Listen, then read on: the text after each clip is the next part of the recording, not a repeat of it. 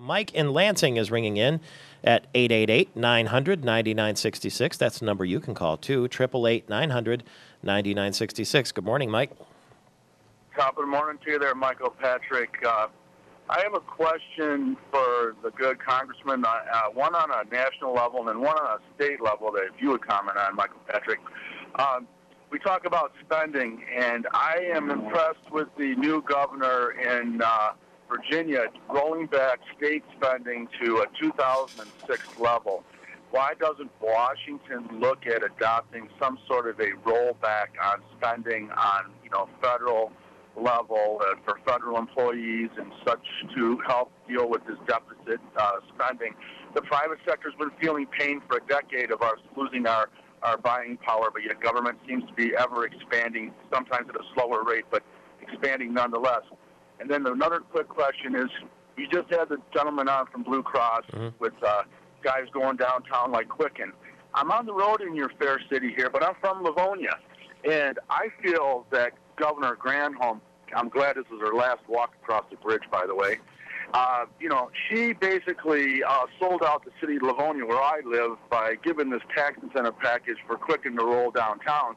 So now the city of Livonia, I'm losing all the tax and benefits of having a good employer like Quicken located in Livonia. So I think it's not fair having the state of Michigan pick the winners like Quicken going downtown at the expense of the city of Livonia and the services they're trying to provide to me as a resident. All right. What do you think, Congressman? Well, let me talk about the spending first, and then I'll talk about the Quicken example. And I think states have gotten themselves in trouble all over the country on this bidding war. It used to be between states, now it's between themselves and communities, which I think is a dangerous trend. I hope and pray that we can, after this year, can put some common sense back in spending. In the last 2 years, more deficit spending than all of the other presidents of the United States combined, from George Washington to George W. Bush, in 2 years. And now they just came out and talked about monetizing the debt, which means they're going to print money that doesn't exist at the Federal Reserve and use that money to buy U.S. Treasury notes, which means loan us money.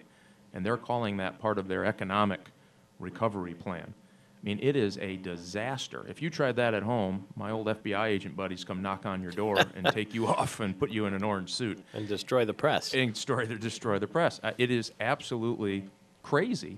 And we would love to. We tried to do a freeze. We tried to do 1% cuts. We even tried amendments at 0.5% cut. And they just couldn't find 0.5% at your federal government, which means less than a penny per dollar. They couldn't find cuts. And I'll have to tell you, we're going to have to do a lot better than 1 penny per dollar if we're going to get the federal government back in shape. And here's the scary part. The median wage in the country now is about $41,000. With benefits, it's about $60,000. So that would be the exact median wage, somewhere in there.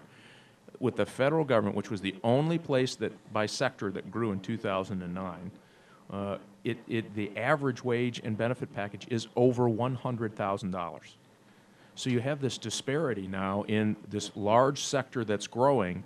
That means that it has to be paid for by people making $40,000 trying to pay for these packages that are over $100,000. The math doesn't work, and it is absolutely unsustainable, and it's something that keeps me up at night because now it has international implications as well about our ability when half of our debt is owned by foreign governments. Half. It's pretty hard for us to be pretty tough in the world and go to China and say, you need to clean up your act. Oh, by the way, will you lend me another 50? I mean, it's got us in a horrible place, and we've got to come together as Americans and say enough is enough, and I hope November shows that. What about the winners and losers? I think this is always a dangerous game to play because if you want to attract a business from one community to the other, somebody's going to lose in that fight. In this case, it was Livonia, clearly. And so they offered them a package as the business owner who wouldn't take it, right? Their job is to have a sustainable business and make money at the end of the day. And if the government wants to step in and give a deal that's preferable to one over the other, great. Why don't we go back and look at a city like Detroit and say, listen, we don't want just a company, and then we'll talk about it for 3 years, how Quicken Loans came in. You want to create an environment where everybody wants to go do business in Detroit. You don't have that now. I love the new mayor. I think he's great. I think he's going to do a fantastic job. I believe in the guy. I think he can do it. But we need to start working with the city not to steal one or two businesses from the next door neighbor, but how we create an environment where people say, you know what, I'm going to take a chance. I'm going to go down and open up a business in Detroit because it's just so tempting to do it. And I don't have to go through a whole process and the MEDC and the government and then press conferences about how they stole me from another community. I just need to have a ribbon cutting, opening the doors and saying, come on in, let's do some business. And the state of Michigan has to do the same thing, by the way.